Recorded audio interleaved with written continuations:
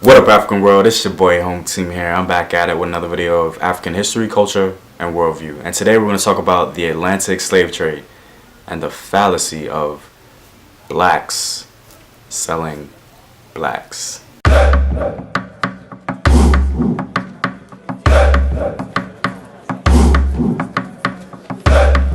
So I actually did this video a while back and I actually deleted it so that I can create a new one that was a little more in depth. And a lot of people have actually been asking me to, remake this video pretty much. And so here it is. So initially I thought I would never do a video on this because, I already thought that, people knew so much about the Atlantic slave trade. Boy, was I wrong. The historical perspective on this topic has literally been murdered and adulterated nearly in totality. Like, nobody has any idea what went down. And other people tend to take bits and pieces of information just to make a point and take it completely out of context. So of course when people talk about this topic, they tend to say, well, black people sold other black people, right? And so they leave feeling vindicated as if this statement is some sort of trump card. Okay, so the problem with this statement is that it's disingenuous to begin with. Here's why. You can't take a 20th century mindset and apply it to 16th and 17th century people. It simply doesn't work like that. There was no black power or Pan-Africanism back then. Like, black people didn't become black until they came to the New World. They shared a similar culture, they shared a similar experience, and they began to speak the same language. That's when they became black people. For example, in Western Africa alone, there are thousands of different ethnic groups who speak a different language, have different cultures, and have completely different worldviews and religions. So why in the world would they view each other as the same when they don't even speak the same language? I find it interesting that people are willing to accept the differences between Europeans and Asians, but when it comes to Africans, they all of a sudden want to paint one broad stroke and completely ignore the diversity. For example, when the Romans pretty much went into Northern Europe and were raping and pillaging the entire region, nobody ever then goes and looks at that history and says to themselves, wow, look at all these white people brutalizing other white people. The Romans even made slaves out of their Northern European counterparts, like the Germanic tribes, the people of Hispania, and the Celts themselves, aka other white people. Now, given that history, you'll never hear a soul say, wow, look at all these white people selling other white people into slavery. What a crime. Well, why don't you hear people say that? Well, because people understand and respect the historical differences and the historical perspectives and the diversity of that region and of those people. The Romans and the Greeks seem to have made it very clear that these pink-skinned northerners were not like us. Marcus Cicero, hailed by historians as one of Rome's greatest orators, had this to say about Northern Europeans, specifically from Britain. It has been ascertained too that there is not a scrap of silver in this island, nor any booty, except from slaves. But I don't fancy you will find any literary or musical talents among them. Or let's take, for example, Strabo, one of the Western world's most adored Greek philosophers. He makes his opinion of Northern Europeans pretty clear. In reference to the natives of Northern Europe, he has this to say, and I quote, "The home of men who are complete savages and lead a miserable existence because of the cold." And let's not forget the consistent barbarian narrative the Romans perpetuated about Northern Europeans. These mean-spirited quotes were a very common theme when it came to the opinion of Northern Europeans in general from their southern neighbors. And of course this was propaganda, but the point is that these Romans and Greeks clearly saw themselves as not only superior, but inherently different from the pink-skinned savages of the north. Thus, it justified Romans enslaving Northern European ethnic groups, aka white people selling and buying other white people. This, of course, from our 20th century mindset. But for some reason, when it comes to Western Africa, we all of a sudden develop amnesia and forget proper historical perspectives in favor of advancing the whole black on black crime narrative, if you will. How convenient. Well, why is this black on black crime narrative so convenient? Well, because nobody ever says white on white crime or Asian on Asian crime. It's a disingenuous, deflective argument to begin with. And it's very important that we understand that. You see, the truth is, all violence matters. So what is the underlying premise of this whole black people selling other black people idea? Well, people who use this adulterated logic are really trying to say, your people did this to themselves. We brought about this bad slavery thing.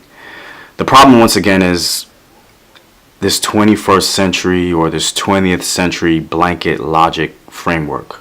That's the problem. The thing is, there was no we. It was always Fulani versus Mandinka, Songhai versus Maasai, Mbundu versus Bakongo. All these people saw themselves as inherently different, just as much as the Romans saw the Celts and the Germans as other. So now that we're scholars now and we truly understand that we can't take a 20th and 21st century logic and apply it to 16th and 17th century people, let's really try and understand what actually happened. So let's talk about the nature of slavery in West Africa itself. No matter your 21st century morality level, which was in all likelihood attained via historical hindsight, slavery is not just slavery. In other words, there were different kinds of slavery throughout the world, and slavery in West Africa was overwhelmingly in the context of what some may alternatively describe as domestic servitude, in which slaves would work primarily in the house of the master and retain some freedoms. Domestic slaves in many cases would even be considered part of their master's family. In some cases, even slaves had slaves themselves. The slaves could own the profits from their labor, whether in land or in products, and could marry and pass the land on to their children in many cases. To understand the nature of slavery in Africa, let's look at one of the longest lasting empires in West African history, the Mali Empire. So what was their decree on slavery? Well, the Mali Empire, like most empires around the world, participated in slavery. They even had a constitution called the Korakon Foga that regulated it. The Korakon Foga declares the following: do not ill-treat the slaves. We are the master of the slave, but not the bag he carries. So basically, this is a federal mandate of the Mali Empire and further proof of the humane treatment of slaves in West Africa. Testament to this humane treatment within Mali is the fact that Mansa Sakura was actually a slave before he became king of the Mali Empire. That's pretty significant. So at bare minimum, this ideology of slavery was enforced throughout the empire from at least the 13th century all the way to the 17th century. So the question then becomes, how did you become a slave in West Africa? Well, there are two things. It depends on the socio-political atmosphere of the given region and your social status. For example, most people became slaves through warfare. The overwhelming majority of slaves were war captives between rivaling ethnic groups. And when you add religion in the mix, it gets even more complex. Take for instance the most renowned scholar of Timbuktu, the Songhai scholar Ahmed Baba. He pretty much helped us define who could legitimately enslave other people and who could legitimately be enslaved themselves within the Songhai Empire. The opinion of Ahmed Baba went on to shape the attitudes of Muslim West Africans on the legitimacy of enslavement and the permissibility of trading in slaves. He literally goes on to list a few ethnic groups he deemed as enslavable. Whoever now comes to you from the group called Maasai or Gurma or Busa or Borgu or Dagamba or Kotokoli or Yoruba or Tonbogu or Bobo, or Carmel. All of these are unbelievers, remaining in their unbelief until now. And thus, their enslavement was legitimate. Now notice Ahmed Baba, being the intelligent Songhai man that he was, notice he didn't say some Songhai people can be enslaved. It's important, based on our discussion, that we realize how he completely left out his own ethnic group, which of course was the Songhai. As wicked as this may sound, it was clear that there were rules when it came to slavery and who can be enslaved. Let's go to another region to find out what slavery meant from their perspective. Let's look southward toward the Congo Empire. King Mvemba of the Congo became increasingly frustrated with the Portuguese because they were illegally acquiring slaves. Mvemba literally wrote a letter to the Portuguese king saying, "Each day the traders are kidnapping our people, children of this country, sons of our nobles and vassals, even people of our own family. This corruption and depravity are so widespread that our land is entirely depopulated. We need in this kingdom only priests and school teachers, and no merchandise, unless it is wine and flour for mass. It is our wish that this kingdom not be a place for the trade or transport of slaves. Many of our subjects eagerly lust after Portuguese merchandise that your subjects have brought into our domains. After having taken these prisoners to the coast secretly or at night, as soon as the captives are in the hands of white men, they are branded with a red-hot iron." Now, the Congo Empire participated in slavery way before their interaction with the Portuguese, and at Portuguese request for slaves, they would give them their war captives from different ethnic groups. King Mvemba had a problem because the Portuguese were illegally seizing Congo's citizens.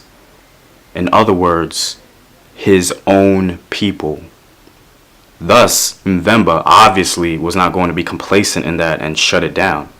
Ultimately, Alfonso, or King Mvemba, decided to establish a special committee to determine the legality of the enslavement of those who were being sold. Why? Because his own people were being caught up in it. This is pretty much how you became a slave in West and Central Africa. You were either a war captive from a rivaling ethnic group, you were a repeated offender, you committed a heinous criminal act, you were in debt, or simply both your parents died.